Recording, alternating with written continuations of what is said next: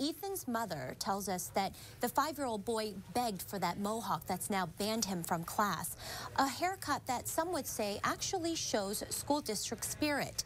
Mother and grandmother are very upset. He thinks he's cool because he has a mohawk.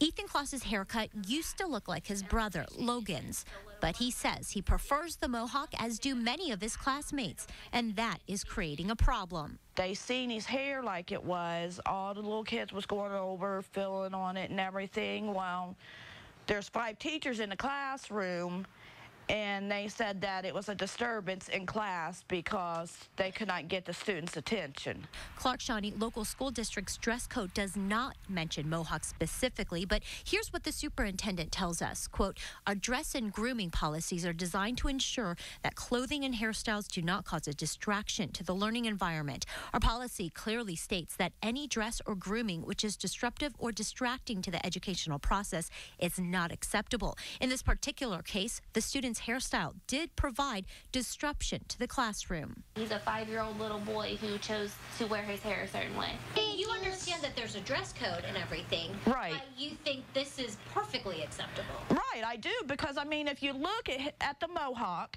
and if you look at the fade, there's not much difference.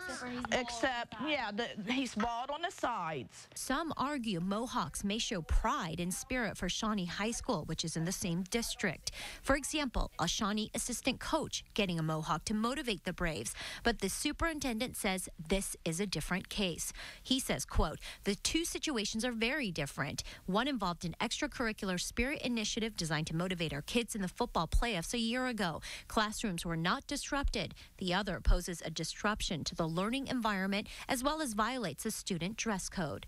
I'm going to have to go take him to go get it shaved because obviously he has to go to school. I'm already going to a mediation because he's missed a few days of school. We have the entire dress code and also the statements from the superintendent online on WHIOTV.com. Reporting in the News Center, Yuna Lee, News Center 7.